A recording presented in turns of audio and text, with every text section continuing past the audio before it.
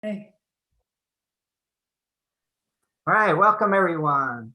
I'm Joe DiSabatino, and I'm excited to host tonight's Baba Zoom house concert featuring English poet and fellow Baba lover, Rosie Jackson. Rosie, thanks for agreeing to share your wonderful and acclaimed poetry with us. Thanks for inviting me, Joe. It's great to have a chance to talk with you and read some poems. So when I say acclaimed, I wasn't exaggerating. Rosie has been the recipient of many prizes and awards for her poetry, and her poems have been published in numerous literary journals. Right, there's one. Rosie Jackson wins the Stanley Spencer Poetry Competition, and that is a big competition in England. There she is with her poem. This was in 2017, right, Rosie? Mm-hmm. That's right. Rosie Jackson wins Poetry Space Competition 2019 for her poem, Where Bluebells Are Thickest. All right, so, and then read a bit of it. Rosie Jackson is a widely published poet and creative writing tutor. Can everyone see this on the screen? Yes? Yeah. Widely published poet and creative writing tutor living in Devon, England, a Hawthornden Fellow in 2017, and nominated for the Pushcart Prize in 2021. Rosie's won numerous literary awards, including First Prize Poetry, Teignmouth 21, First Prize Poetry Space 2019, First Prize Wells, etc., as well as many poems in journals and anthologies. Her publications include What the Ground Holds, 2014, The Lightbox, 2016, Aloneness is a Many-Headed Bird, 2020, Two Girls in a Beehive, poems about Stanley Spencer and Hilda Carline, 2020, Light Makes It Easy, 2021. Rosie has also written several books of prose, including Mothers Leave, 1994, and The Glass Mother, a memoir, Unthanked. Right, impressive. So, well, Rosie, why don't we just dive right in? Can you read something relatively new? Thanks, Joe. Yes, I've been writing a lot of poems recently about mystics, and this first one comes from the work of Hildegard von Bingen, who was a medieval abbess who not only wrote beautiful sacred music, but was also one of the first to advocate the use of nature and natural remedies for healing. She called nature viriditas, or greening, and she left a book of recipes for treating various ailments. And this short poem that I'll read first is in her voice, and it shares her rather unusual solution for lifting the spirits of someone who's depressed. Hildegard's remedy. And when a man's mind is buried like coal under the earth, tie round his head a cloth in which sit cooked grains of wheat, and let the softened wheat carry to his disheartened mind memory of warm bread, the comfort of a kitchen where love holds the ladle, a field where poppies and mice exult in summer. Then clouds will pass, darkness and delirium will be shot through like thunder riddled by light. And when the cloth is unwound, the man will smile for the first time in months. He will pluck a blade of grass taller than his hands, put it to his lips, and make it sing. All right, nice. So she describes a good old home remedy for a bleak spirit. And I know Baba coming into our lives and hearing the story of how he lifts our spirit is something we all love to hear. So how did that happen for you, Rosie? My Baba story? Well, I was brought up in a fairly devout Christian family, and that sowed the seeds of a love for Christian mysticism, which has never left me. When I was a baby, my father was very ill with TB. He was hospitalized, I think, for 2 years. And he vowed that if he recovered, he would attend church regularly for the rest of his life, which he did. He was completely devoted to Christ, and I would go to church with him twice every Sunday throughout my childhood. But of course, when I went to university, I wanted to fit in with my peers who were all atheists and existentialists. So I rejected church and religion, though without consciously knowing it, I was still very hungry for God. So where did that hunger lead you?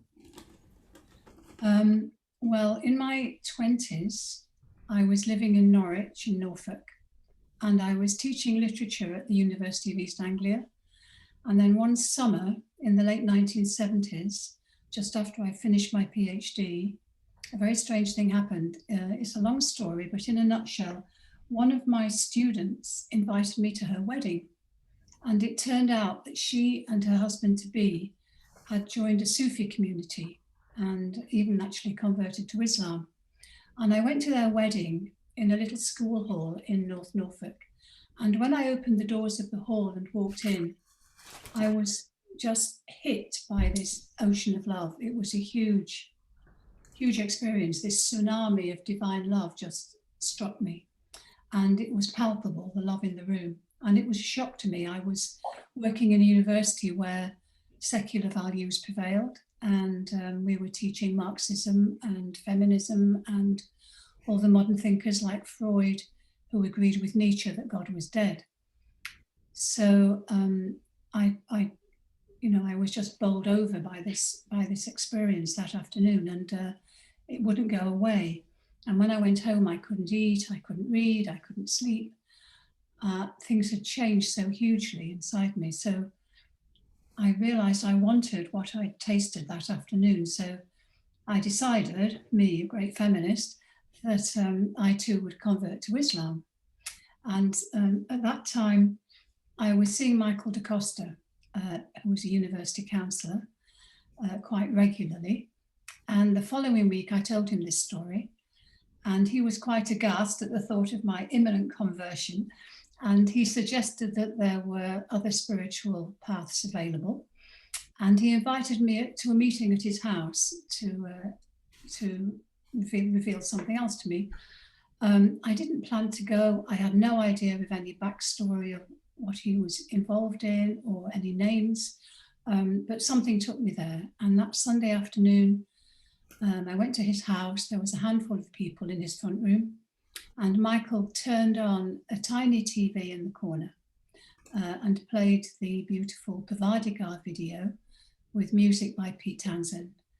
And there on the screen was this small figure in a pink jacket and white sadra, moving swiftly despite the fact that he was limping through the gardens at Guru Prasad in Pune. And I had no idea at all who this figure was. I don't think I'd even registered his name at that point. But the second I saw Meher Baba's moving image, I just totally and irrevocably fell in love with him. And I also knew instinctively, intuitively, that he is simultaneously man and God. And though I have no idea how I knew that, but I did. And anyway, that feeling of being in love, along with an unmovable conviction of Baba's divinity, is still in my blood and bones and brain and heart and everything else. And I've never doubted it for the last plus 40 years, which is not to say that that conviction has made life easy. Far from it. I'd rather say something like, having that conviction makes the unendurable endurable. But that's what happened. Great story, thank you. Rosie, have you written any poems about that pre-Baba period when you felt so lost? Yeah, I've got two poems I'd like to share, Joe. Interestingly, these poems are quite recent. It's taken me a long time to be able to feel I can intimate that kind of experience in words or find the courage to share my convictions publicly. The first poem is about the time before Baba came into my life. There's a wonderful American poet, Frank O'Hara, who wrote a wonderful poem called The Day Lady Died, which is a riff on the day Billie Holiday died in July 1959. And a horror relives what he himself was doing that day, what he was feeling. And other poets have modelled poems on this same template, writing about the deaths of various cultural icons. And I decided to do the same in relation to Meher Baba, putting myself back in my school days at the exact time in the UK when Baba dropped his body at Merazad and then was carried to the tomb at Mehrabad. And I juxtapose in this poem what was happening in India with my own mundane teenage life. The day Meher Baba died. I'm 17. My bedroom in our council house has 2 divans draped with black and white throws.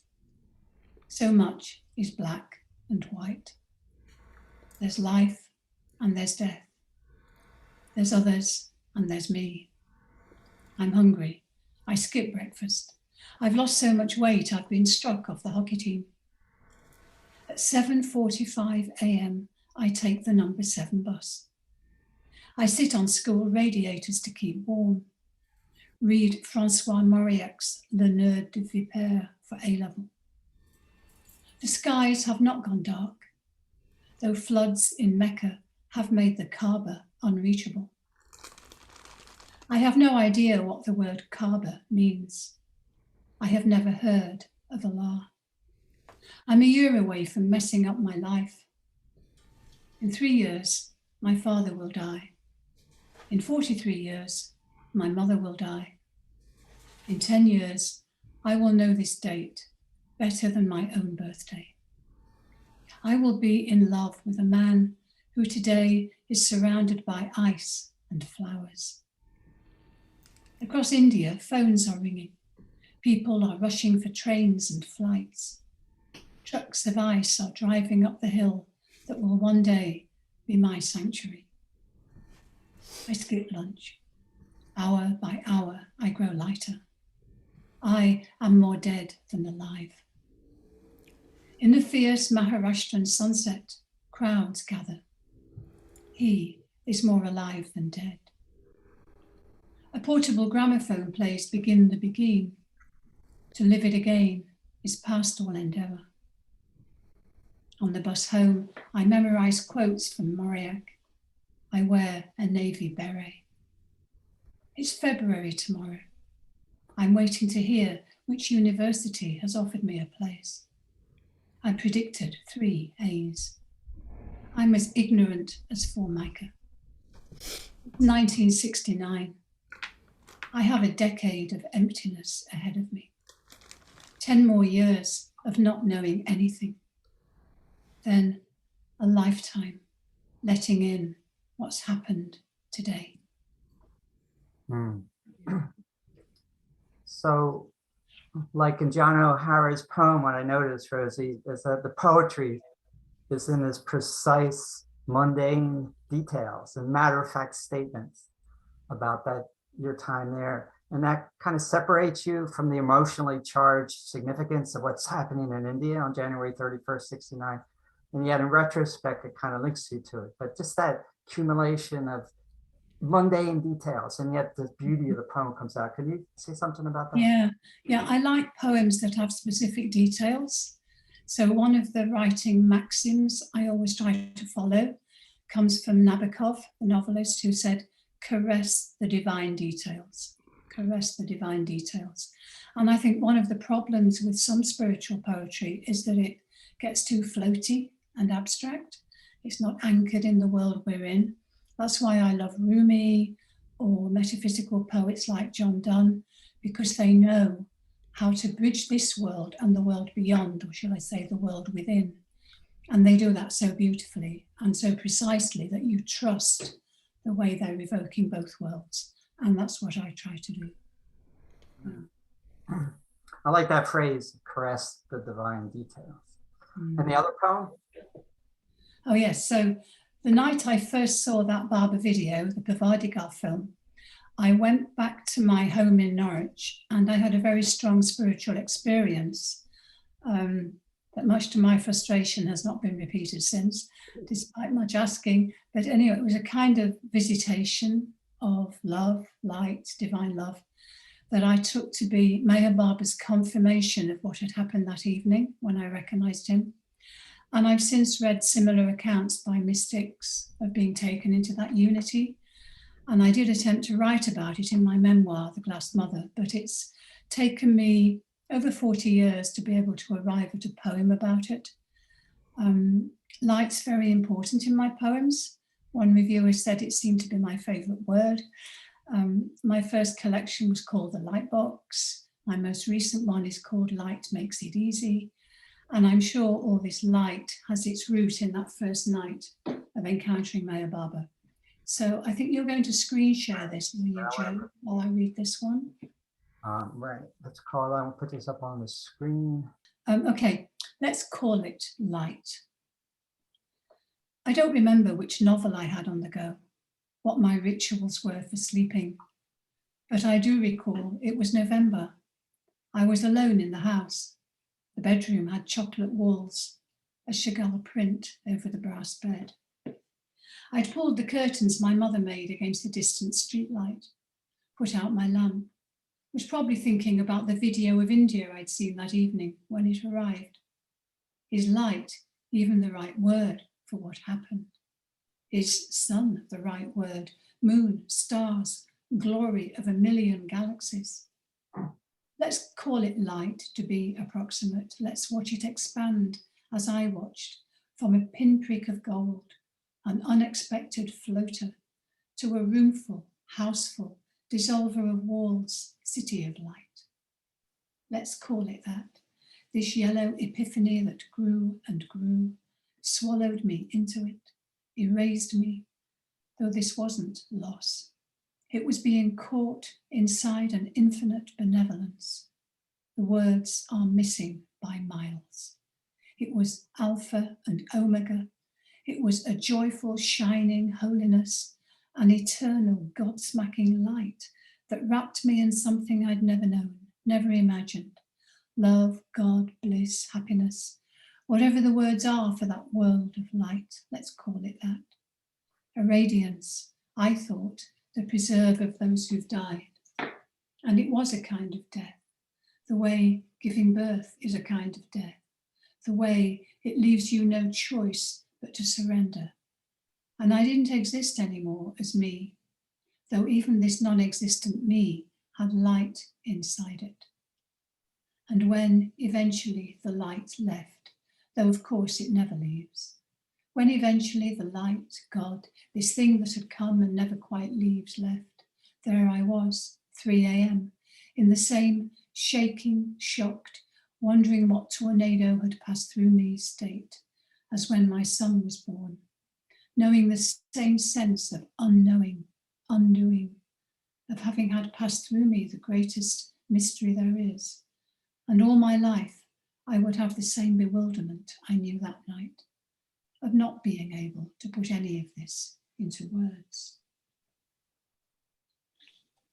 All right. And yet you do attempt to put it into words. Do words always seem to fall short in the realm of the spirit, do you think? What a question, Joe.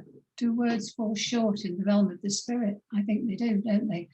And you'll see in one of my poems about John Donne, I talk about language having to be translated into a different tongue to capture the spiritual realm.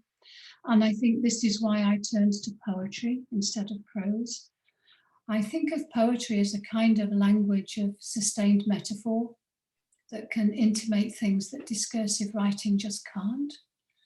One poet friend said to me that poetry aspires to the condition of silence. And I think that's true too. And maybe that's why Mayor Barber liked poetry so much. As poets, we want to get to what is behind and before and beyond language. And I like to think that in the spaces around a poem or within a poem, we do that. But it's difficult. I've been trying to do that ever since I started writing poems to or for Barber. But I would say that the first batch I wrote, those early years, are not things I'd write in the same way now. like lots of people in their first honeymoon period of waking up spiritually, I started writing poems inspired by Barber soon after I heard of him in the late 1970s. And several times on trips to India, I read things out in Mandalay Hall to Erish and Mani and Mehra, the women Mandalay. And I actually believe that any success I've had as a poet is down to the fact that this was where I first read my poems aloud, and that Mehra especially was very moved by them. I wrote a collection of sonnets to Barber in those early days, and I'm not sure where that is anymore, but I do have a couple of Barber poems I can share from a few years ago. I could share those. Please do, and I'm going to put a photo of the samadhi up, okay? Oh, lovely, thank you. So I visited India many times over the last 40 years. And for me, well, as for everyone who follows Barber, Barber's samadhi at Mehrabad is the center of the universe. But of course it is for many others too. And as a result, it can be quite a busy, even noisy place. And this poem I wrote after one visit to the tomb. You got that there, Joe, the picture? It's coming. Well, go ahead. I'll just read the poem, shall I, Joe, without the picture? I think we know. Go ahead. Okay, shall I just read the poem? Okay. Where the two worlds meet. How casual we are, flocking towards you with our hats and handbags, gossip, mobile phones. This one beseeches a marriage. That one requests a divorce. We are all sleepwalking. We have forgotten this is where the stars begin. Forgotten the dust our feet scuff is holy.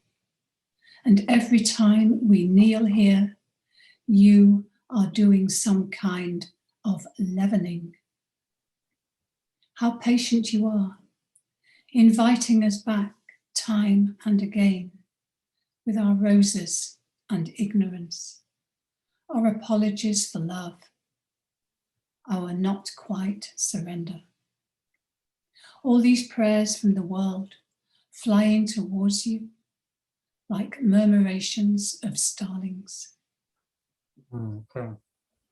The title, Where the Two Worlds Meet, that's an old Sufi saying, and it refers, I think, to that place inside where our humanity starts to merge with the divine. But your poem also made me chuckle a bit, because how often do we ask the divine to merge with our humanity in our attempt to make our lives work better? So another one?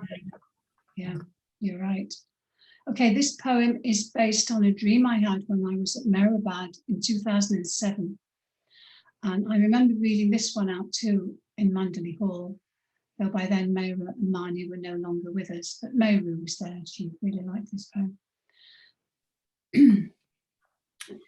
In that dream I had of you, you looked as you must have done when you were about to leave your humanity, divinely radiant.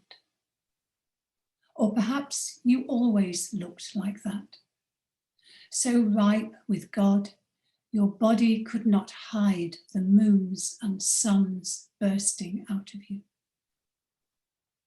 Your coat and sadra had a Venetian glow, as if you were sitting under an orange lamp, and you were on the chair by my bed, waiting as I walked over from the chest of drawers.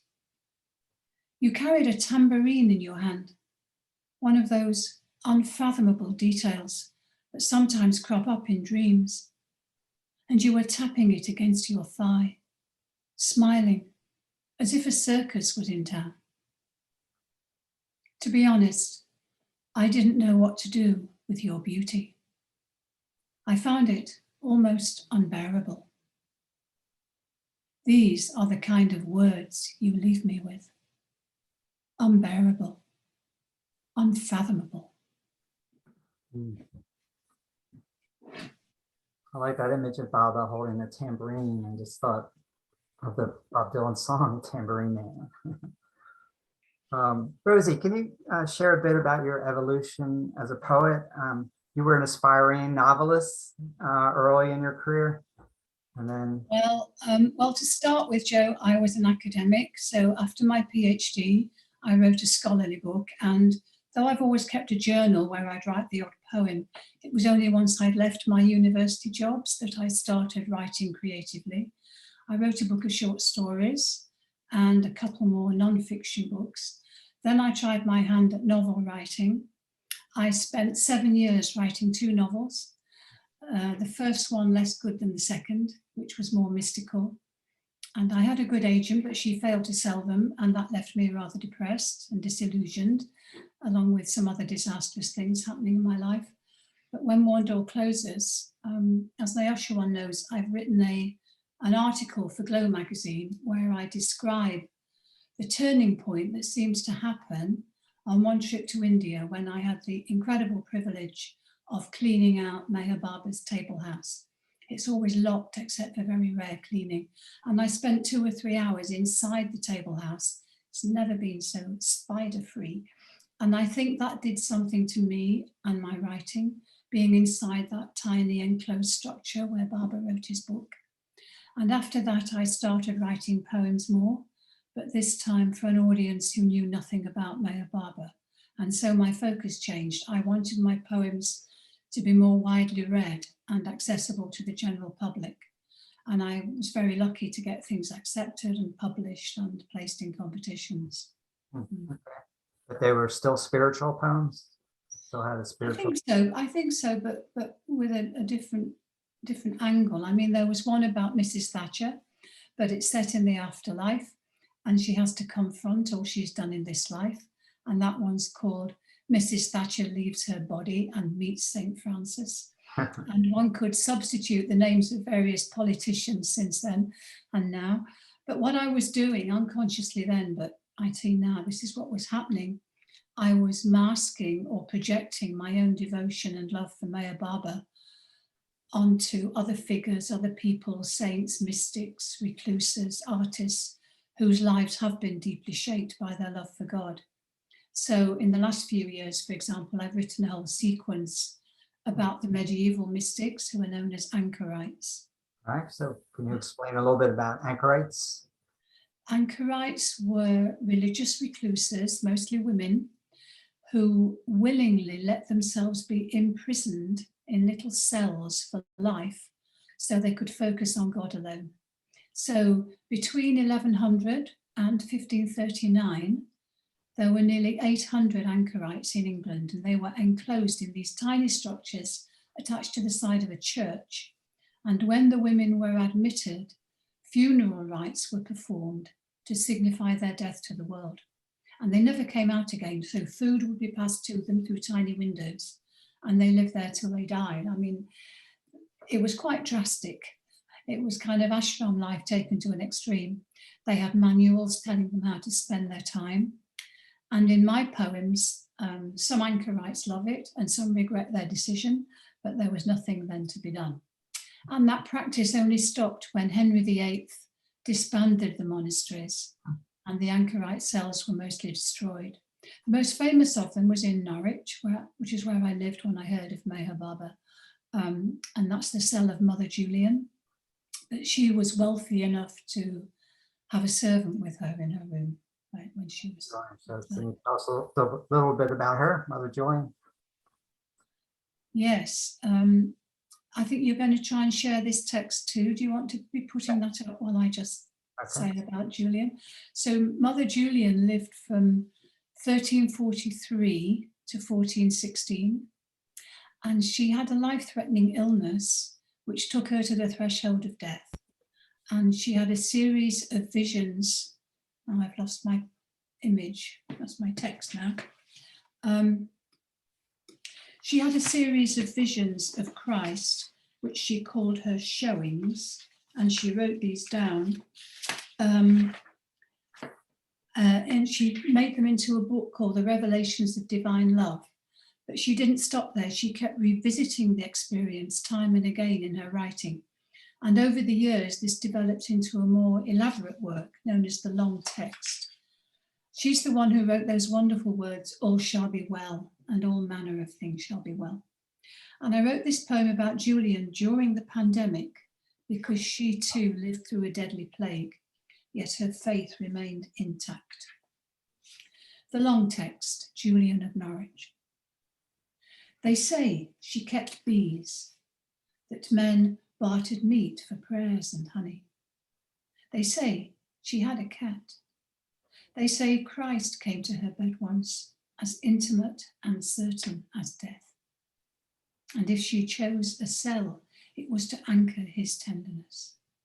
If she took up knitting, it was to go time after time into the same stitch, to revisit that night like a widow reliving her wedding, memory augmenting what could not bear to be lost. They say she revered the sky because at his end it splintered and grew dark. The first time she put her showings into words, it was a few sheets of vellum. 20 years on, she needed sacks of oak apples for ink. They say she made wanting into a verb, that hers was the first book by a woman in English, though she is known by the name of a man. Many things get lost in churches. What is the word God, after all, but an alias for the love that drew crowds to the space in her cell we'd call a window? Those sailors trudging from docks to beg protection from waves and pestilence. Then she'd tell them falling and rising are the same when seen from the seeing of love. That if there is on this earth a lover of God who is always kept safe, she knew nothing of it. But yes, she would entreat blessings on their sweethearts and babies. Her own child, they say, was taken by the plague, possibly her husband too. We all have our ways of coping with grief. They say her cell was pungent with mugwort, sage, lavender.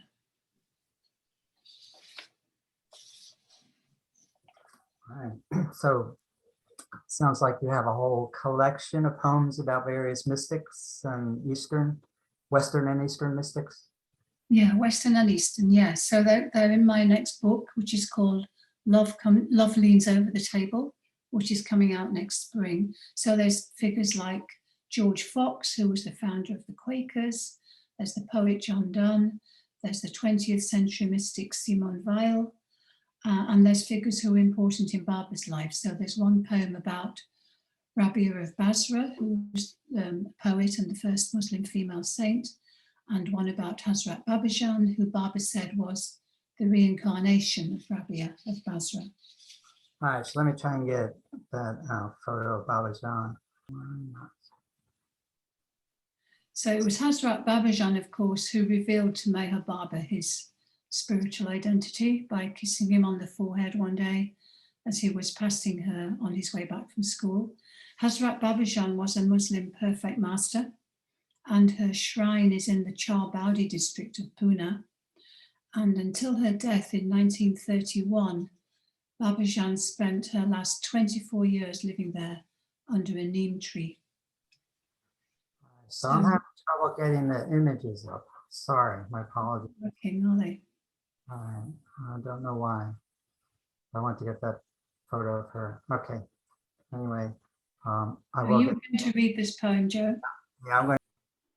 How about now? Yes. Great. Okay. So I'll read this one. After the door has opened, here in Sanyan Mohammed Street dwells she who is no longer she, whose desire is gone, who waits for what is already done. She is Hafiza, one who has learned the Quran by heart. She has visited the black box at Mecca, kissed the stone of the Kaaba, but she chooses the holy slums of Pune, where hunger shrivels in unshaded heat. Women break at her feet their coconuts of prayer, make their supplications for babies. But she knows the gift of sorrow, how we may learn to squeeze sugar out of grief. She knows walking is always backwards, the best living a kind of erasure, each day rubbing out the folly of what went before. how the greatest millstone of pain cannot grind the grain of you small enough. The finest sieve will not make you pure. Her hair is the white of egrets, her face rook like a rose. And since the time her life opened onto the fire that gives God his heat, she knows the deceit of daylight. So what if she was Rabia of Basra, who wrote pleasure in the sand? She would rather be despised as the thief who climbed in to steal her final blanket. Even the best poems should not be worshipped, but hung out like rags. Words must buckle at the knees. Yes, here in Sanyan Mohammed Street trades a stall keeper from whom few want to buy. Her age, 100 or more. Small matter as she sits under the angel of the neem tree, 7 centuries between each feather.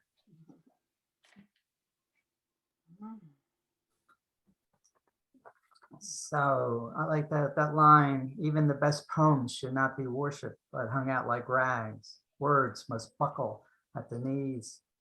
I think I get that, but can you explain what you mean there? Yes. Well, you're an artist, Joe, and I'm sure sometimes you're tempted to admire the things you've made or the things you've done rather than think what they're for or who really did them. When I said rags, I was thinking of those little Buddhist prayer flags that people hang outside their houses. And I feel that our work, our creativity should be more humble. The poet Derek Walcott famously said that poetry is a kind of prayer, and he refused to separate the writing of poetry from prayer. He even said that poetry was a vocation, a religious vocation.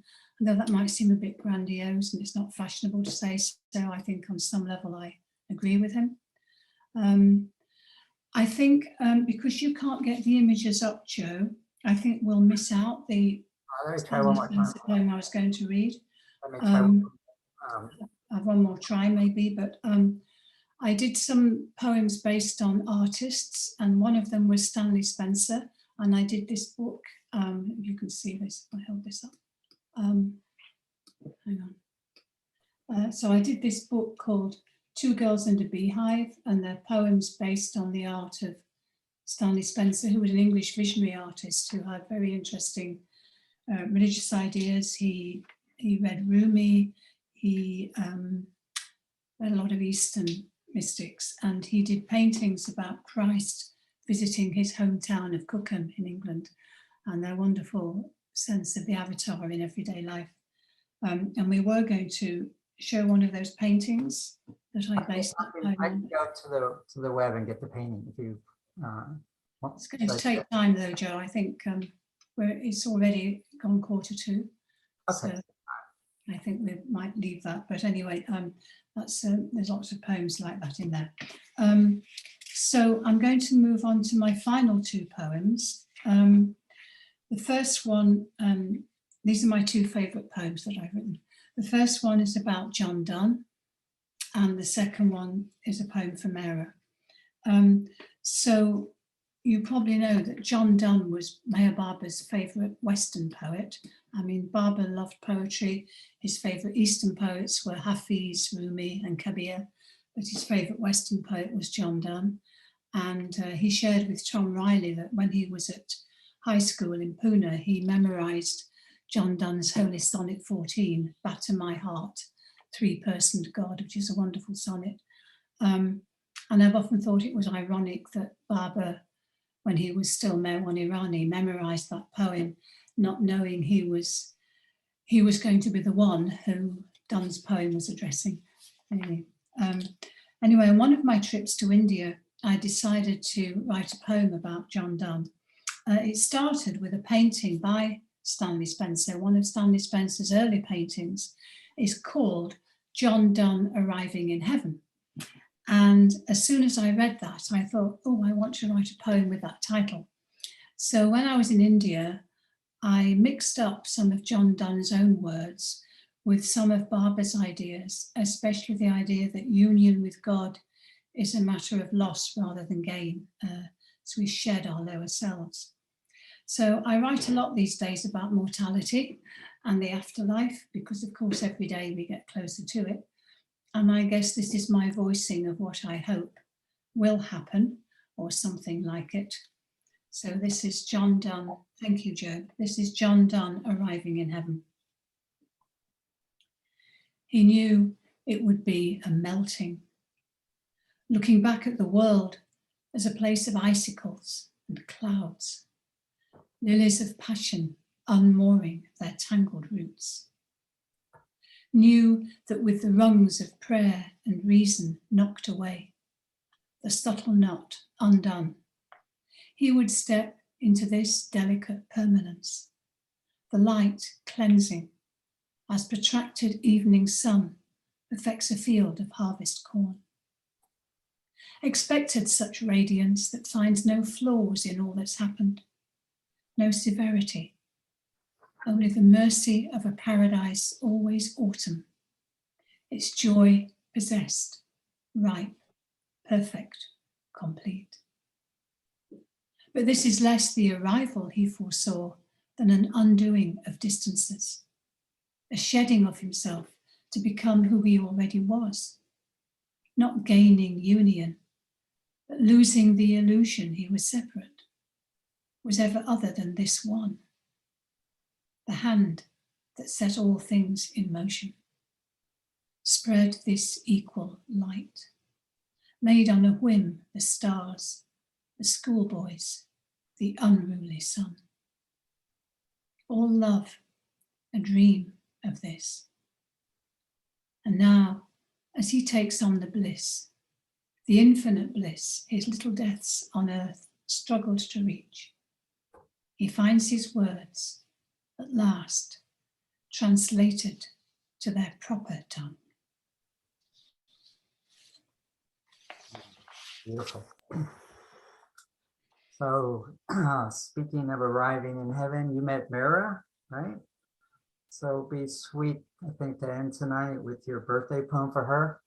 And give me one more. There's a See if photo. you can get the photo up, Joe. Yeah, give me one more chance to do that. Give me. So if I go on share first, close this out, close that out, and then.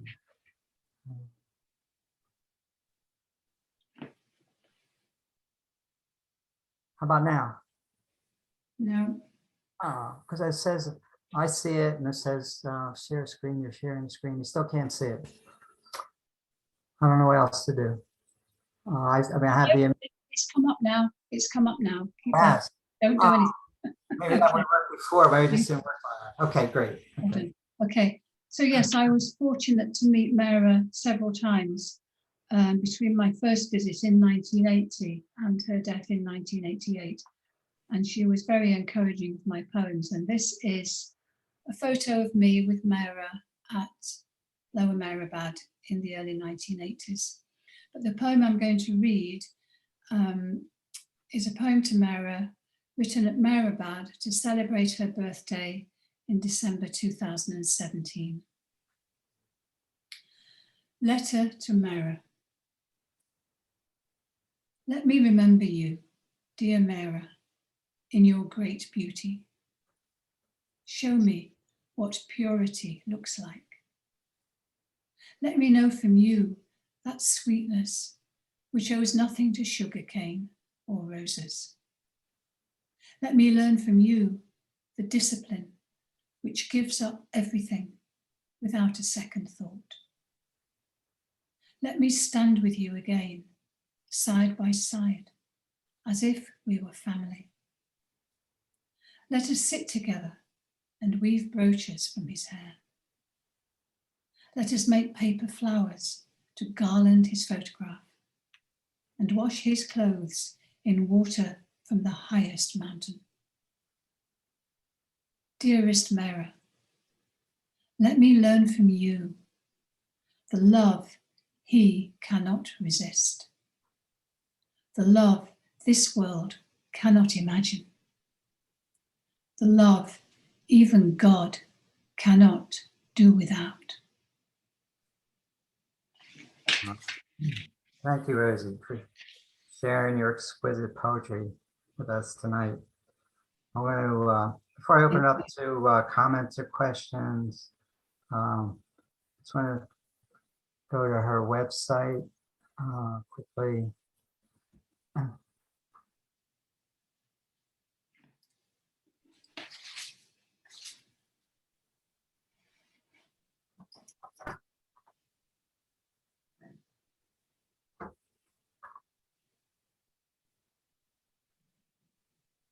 So Rosie's website is rosiejackson.org.uk. So selections of her poems, books listed. All right, so again, thank you. And so let's open it up. Any questions, comments for Rosie?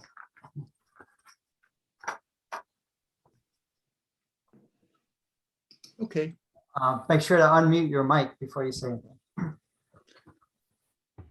I have one. Steve. Rosie, hi. Thank you so much for that reading.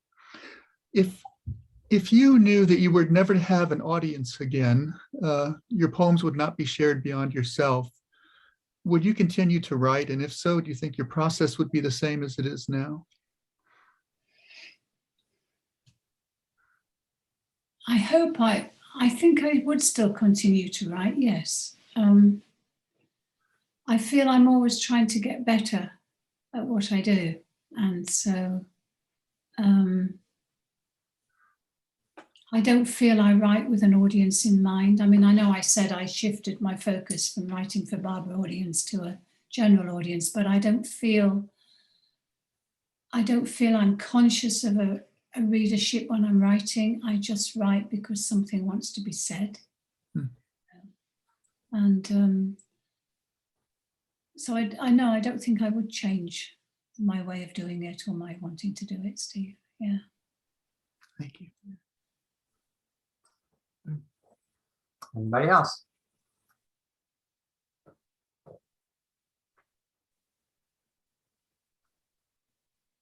How nice to see so many people I know. There's Lorraine in Australia. Hello, Lorraine. How lovely to see you. And there's Janet in wherever you are, Janet. All us poets showed up. Yeah, the real poets showed up. Are there any other questions? Or let's say anything.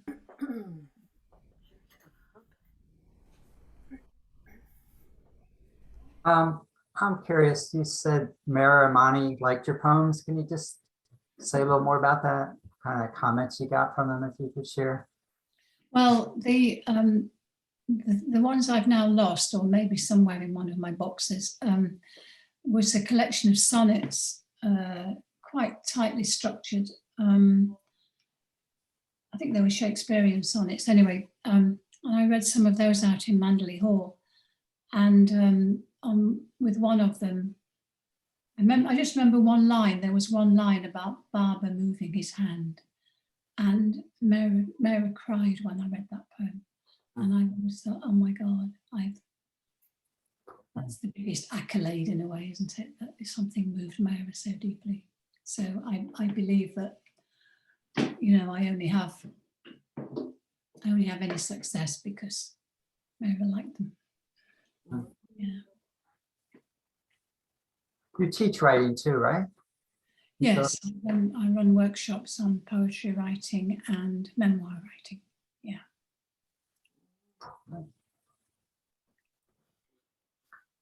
All right. Last chance. No, there's two people asking questions. Bob Yeager and Betty Loman, for God's sake. Oh, Betty. Oh, sorry, I didn't see the hands. Betty.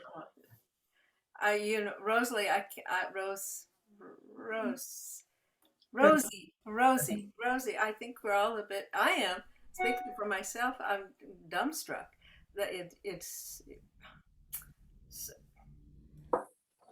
Oh, thank you. They're beautiful. Thank you. Thank you so much. Thank you. Oh, Rosie, I would like to just as an old guy with hearing aids, first of all, thank you for your wonderful reading. You take your time, which I so appreciate, and you give these poems what they're due, poems that go straight to the heart. Just thank you so much. Oh, thank you, Bob. Thank you. I appreciate that. Thank you. I like to read them slowly, otherwise the words disappear. I mean, you know, if you've spent hours on a line, you don't want the words to disappear too quickly. You want to hear them, you know. Yeah. Yes, they're like a song. They because you are a bard also, the projection is there. You can almost hear the chords underneath them and the moods go in and out. It's a very beautiful skill. Thank you, Rosie. Thanks, Rainey. Thank you. Are any of your poetry books or on the other books you've written available, like at Cheerio Press or any of the Bollywood bookstores? They're not available at Cheerio Press, no. You can get them, well, you can email me. If you go to my website, you can contact me through my website. And most of them are still in print. I mean, my first one was this one, the Lightbox, and I can get copies of that. My most recent one is Light Makes It Easy. And these are poems that were written during lockdown mostly. Yeah. And then the one that's coming out next spring is the one I'm most proud of. Love Leans Over the Table. And that's got all the mystic poems in and the poems about, some of the poems about Baba. And it's a kind of, I feel it's a compilation of my most courageous spiritual poems. Yeah. It's a good idea to join Rosie's Facebook because she's prolific. But not only is she prolific in herself, she's incredibly supportive and kind to all her fellow poets. So if you're on her Facebook, you know, you might be in this mood like, God, I couldn't sing a song for love nor money today. And then Rosie praises somebody in this subtle way. And you think, just drop that. That's just ego. Just go over there and practice. It's a wonderful skill, Rosie. And it's not a skill. It's just you're kind and you appreciate words so beautifully. It's inspiring. Thank you. Thank you. I think I'm very lucky because there is a wonderful community of poets, both in the UK and elsewhere. But certainly in the UK, I think since we've had Facebook and internet and everything, it's easy to contact people. And it's incredible how poetry has had this resurgence in the last 20 years or so. I mean, there are so many fantastic poets. I mean, there are a couple in the States, and one I love in the States, Marie Howe, fantastic poet, and Jane Hirschfield, Buddhist poet in the States, wonderful poets. And I can't keep up with all the wonderful poetry in the UK. I mean, I do lots of reviewing, and there's just so much good stuff coming out. It's like Barbara's just bringing this wonderful poetry to the surface everywhere. It's fantastic. I mean, when I first was teaching years and years ago, I couldn't get women poets onto the syllabus. You know, they didn't want to know. But now there are dozens of excellent poets, hundreds. You know, it's wonderful. So it's a wonderful time to be a poet. Yeah. Yeah. One question I have regarding spiritual poetry in England. I lived in England for nearly 10 years in the mid-80s to the mid-90s. And one thing I found difficult was just the level of agnosticism or complete lack of interest in spirituality. But do you find that that's changing? Like that people are responding to your poets, to your poems? No, I don't think it's not changing in the mainstream. So last night I went to a poetry launch by a wonderful poet, Greta Stoddart, fantastic poems. She's got this new volume out called Fool, and it's only marred by her atheism, you know, because she has these wonderful poems, but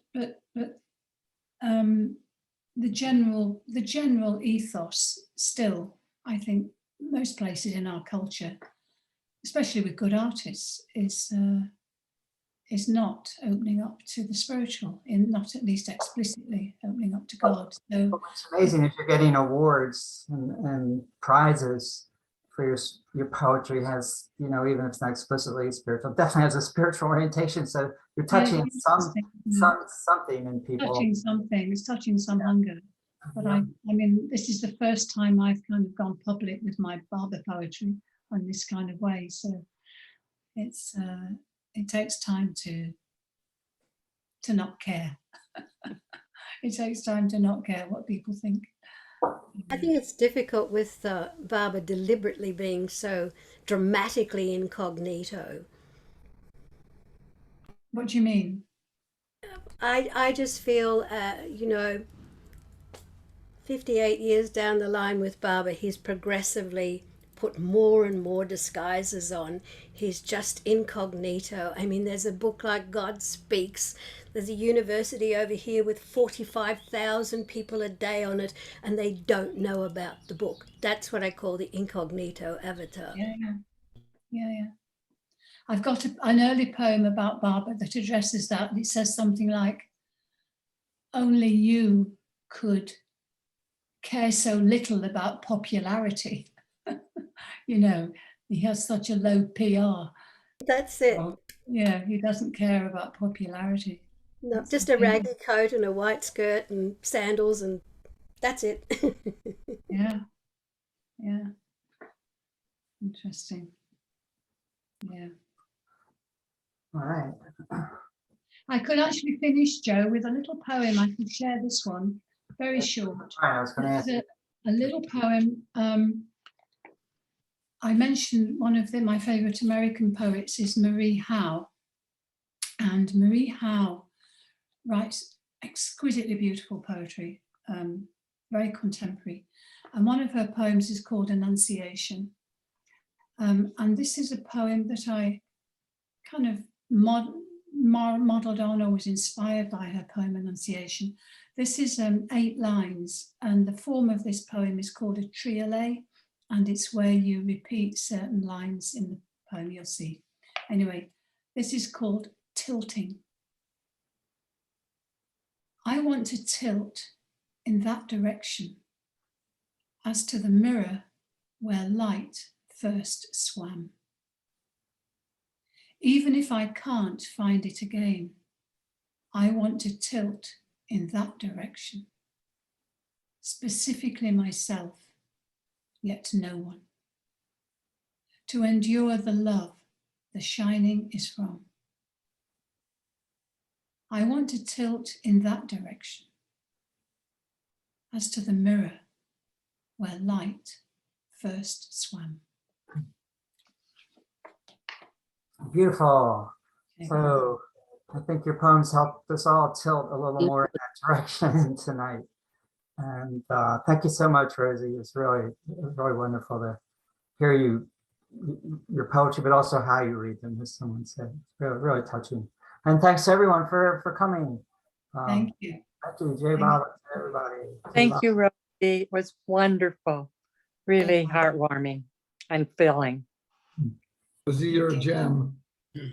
Jai Baba. Jai Baba. Jay Bob. Thank you, Rosie. Jai Baba. Thanks, Joe. Good to you all. Thanks. Bye. Good job, Joe. Thank you, Joe, also. Yeah, sure. My pleasure. Thank you, Joe. Thank you, Joe. Sorry about not getting all those in. One little technical glitch there. But I'm glad we got you and Mara at the end. I would have felt really bad. But... Okay, good night, everyone. Good night. Jai Baba.